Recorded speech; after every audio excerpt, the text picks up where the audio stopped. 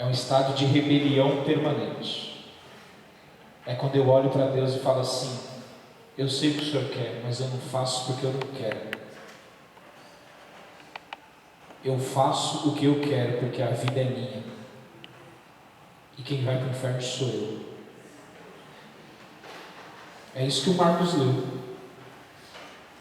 Toda a humanidade, todos sabem que o resultado de tudo isso que eles praticam é a morte. Mas mesmo sabendo que é a morte, eles preferem fazer. Eles preferem fazer. Isso é rebelião permanente. Mas eu tenho uma palavra de Deus para você nessa noite, e para mim. Nesse cenário de rebelião permanente, Paulo começa o capítulo 2 dizendo assim: olha, portanto, viu o que aconteceu lá atrás? Aquele povo não quis fazer nada que era a vontade de Deus. Eles sabem que a consequência de tudo que eles estão fazendo é a morte, e a morte eterna. Mas eu entro no capítulo 2 e Paulo fala assim: você que olha para essas pessoas que praticam tudo isso, e aí você aponta o dedo e fala assim: olha, como ele é pecador, né? Como ele faz o que é errado, como ele peca, como ele transgride, merece a morte mesmo.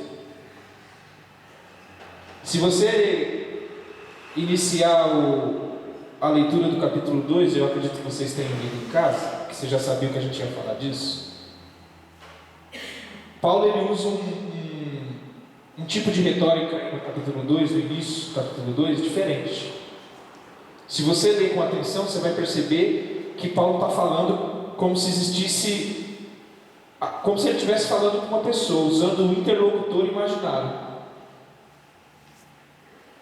Porque você imagina Paulo pregando o que ele vai pregar agora, lá na sinagoga ou na frente dos romanos. Ele não queria constranger os irmãos, e ele não queria se dirigir a uma pessoa. Aí ele faz o que a gente chama de diatribe. Diatribe é quando você usa o interlocutor imaginário para dizer o que você quer dizer para uma plateia, mas você não quer agredir ninguém, então eu uso o interlocutor imaginário. É isso que Paulo começa a fazer no capítulo 2.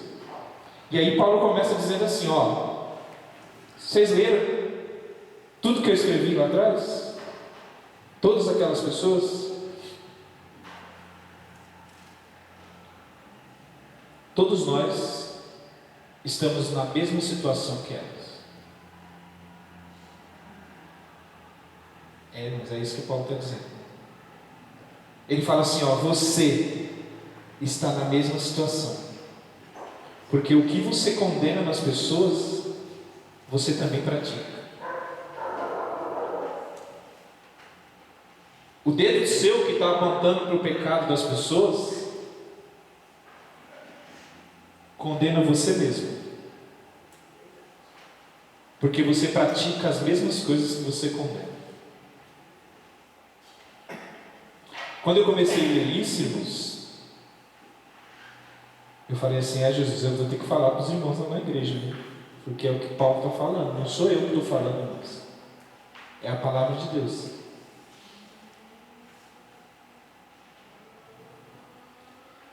As pessoas sabem que existe uma sentença de morte para quem pratica essas coisas.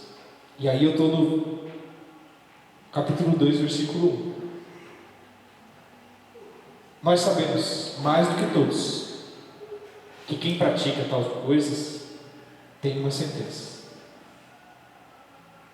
Mas aí Paulo começa a olhar para as pessoas e falar assim: mas por que você aponta o dedo para eles, se vocês fazem as mesmas coisas?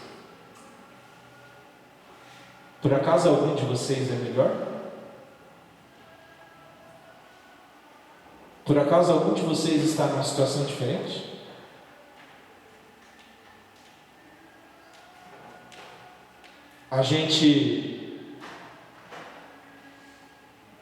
Todos nós nos condenamos naquilo que a gente julga. Todos nós, sem exceção. E eu vim nessa noite falar aqui que esse capítulo 2, ele inicia falando para um grupo de pessoas que não existe aqui em Cidade Cumbica, mas existe lá na Igreja da França, como o pastor fala. Está falando aqui de hipócritas. Faça o que eu digo, mas não faça o que eu faço. Era isso que Paulo estava dizendo aqui. Vocês olham para os gentios, idólatras, rebelião contra Deus. Deus abandonou vocês nos seus pecados. Vocês merecem a morte mesmo. É isso que vocês merecem, porque vocês não adoram a Deus, vocês não valorizam o que Deus fez. E aí Paulo vira para essa plateia e fala assim: mas peraí, vocês também fazem as mesmas coisas? Ou vocês acham que o único e simples fato de você saber o que é errado vai te isentar do julgamento de Deus? Por acaso vocês não estão pensando que o fato de vocês apontarem o pecado do irmão de vocês vai fazer com que Deus perdoe de vocês, né? É isso que Paulo está querendo dizer. Vocês apontar o pecado de quem peca não isenta você de ser julgado por Deus pelo mesmo pecado. Paulo estava querendo aqui, irmãos, uma coisa, e eu percebi o objetivo claro de Paulo. E é isso que a gente tem dificuldade para entender. Paulo estava querendo colocar todos os seres humanos na mesma condição, no mesmo patamar. Todos. Mas eu quero abrir um parênteses aqui, tá, irmãos?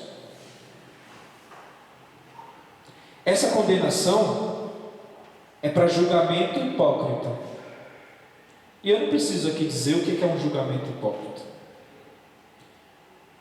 Deus, o próprio Jesus vai dizer assim lá em Mateus: ó, não julgueis. Não julgueis, para que não sejais julgados.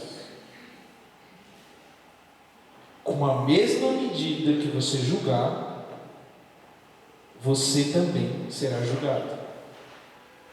Mas a Bíblia me autoriza e te autoriza a examinar o que vem de Deus e o que não vem. A julgar não, mas a examinar. Existe uma diferença. Esses dias atrás saiu uma notícia. Vocês devem ter acompanhado, se vocês acompanham notícias igual eu, que eu sou meio viciado em notícias. Saiu uma notícia de um juiz aqui de São Paulo, se eu não me engano, ele inclusive trabalhava ali na Barra Funda, no fórum ali da Barra Funda, e ele está com 96 acusações de assédio, estupro e assédio sexual. Um juiz super novo, acho que o cara, se tiver 40 anos, é muito. E deu repercussão porque mesmo com todas essas acusações, a lei do Brasil permitiu que ele voltasse a trabalhar. Ele está lá trabalhando como se nada tivesse acontecido. Só de estupro ele tem 6 mulheres que procuraram a polícia e disseram que foram estupradas por ele. É porque a sentença para esse tipo de pessoa, qual que é, alta? É aposentar ele, né? Falar assim: tudo bem, você não vai mais trabalhar, eu te dou o seu salário para você ficar em casa. Essa é a lei. Mas se você lembra do tema que eu falei desse estudo de hoje, o julgamento de Deus é baseado na verdade. Deus julga com verdade. E é o único. Compreenda aqui, irmãos, o que eu quero dizer. Existe um único que pode julgar com verdade. E esse único que pode julgar com verdade é Deus. Porque eu e você, por que eu e você não podemos julgar? Porque em nós não existe verdade absoluta. Nós sempre incorremos em algum erro. Existe uma diferença entre julgar e examinar. A Bíblia me garante o direito de examinar. Eu posso examinar, mas eu não posso julgar. Quando a gente fala de julgamento, fulano cometeu um crime e ele vai ser julgado hoje. O juiz está ali, o Aldo que é da área pode me corrigir se eu estiver errado, mas ficam alguns dias, às vezes, dependendo do julgamento, fica meses. E ouve a testemunha, ouve outra testemunha, ouve alguém, ouve outro, ouve não sei quem, testemunha de acusação, testemunha de defesa, e o júri está lá, ouvindo todo mundo. Depois que termina tudo isso, o júri vai entrar dentro de uma sala, secreto, e cada um vai expor a sua sentença. Vai dizer assim, culpado, inocente, culpado, inocente, culpado, inocente. E aí o criminoso volta e o júri, qual foi a decisão do júri? Por 7 votos a 2, a gente decidiu que ele é culpado. Ou a gente decidiu que ele é inocente. Julgamento é isso. Julgamento é você dizer que uma pessoa é culpada ou é inocente. E Deus fala assim: Franciel, você não pode decidir se alguém é culpado ou inocente, porque você também é culpado. Como você, sendo culpado, vai dizer que alguém é culpado? Você não pode fazer isso. Mas Deus julga com verdade, versículo 2 do capítulo 2. E Ele não faz acepção. No versículo 3, Paulo vai deixar claro assim, no dia do justo juízo, do julgador que julga com verdade, não vão existir exceções.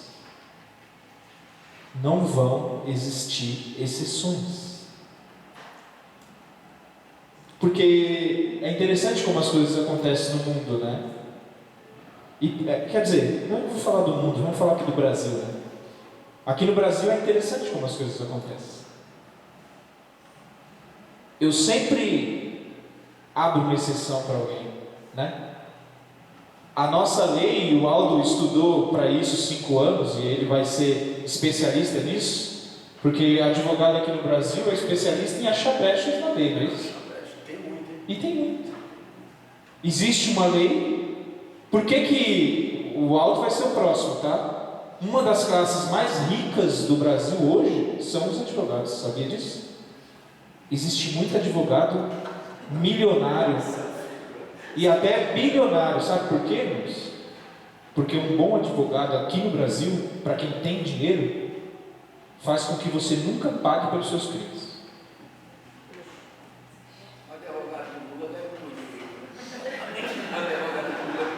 Pode ter certeza disso.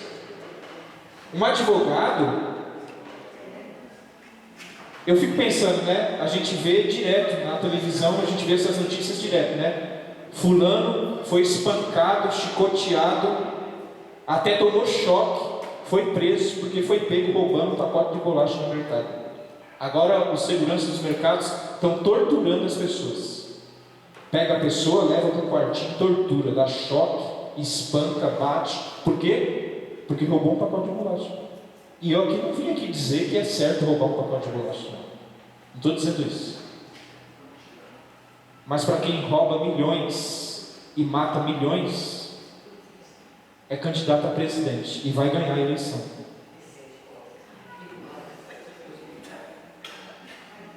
Por isso que nessa noite eu vim falar para vocês de um Deus que julga com verdade. Lá diante de Deus não vai ter advogado. O Aldo não vai chegar lá e falar: não, mas peraí, tem uma brecha aqui na lei que diz que ele podia fazer isso. Não. Diante de Deus não vai existir exceção. É por isso, irmãos, que eu me alegro. É por isso que eu me alegro. Por servir um Deus que é justo. E quando eu olho toda a injustiça que acontece no mundo, que acontece aqui no Brasil, onde o dinheiro diz o que você pode e o que você não pode, e tem gente que acredita, me desculpe a palavra, nem vou usar a palavra. Tem gente que acredita que essas pessoas que estão no horário político se importam com a gente. Tem gente que acredita nisso. Tem gente que acredita que essas pessoas que estão aí no horário político, que você vê todo dia, que essas pessoas estão pensando em Cumbica, em Guarulhos, pensando no Franciel, na Leda, que é trabalhadora. Essas pessoas não sabem nem que a gente existe, irmãos. Eles só estão importando com dinheiro e com poder. Não se iluda, não pense que vai entrar um presidente, um senador, um governador que vai melhorar a sua vida. Quem pode melhorar a sua vida é Deus. E eu não estou dizendo aqui que você deve ser negligente no seu voto, não. Escolha bem quem você vai votar. É difícil. Missão complicada, né, Tarcísio? Missão complicada. Escolha. Mas não pense, irmão, não caia na ilusão de pensar. Porque Lula não se importa comigo nem com você, Bolsonaro não se importa comigo nem com você, Ciro não se importa comigo nem com você. Esses caras não sabem nem que a gente existe. Esses caras não se importam com a gente, irmãos. Quem se importa com você é Deus, que mandou o Filho dele morrer por você.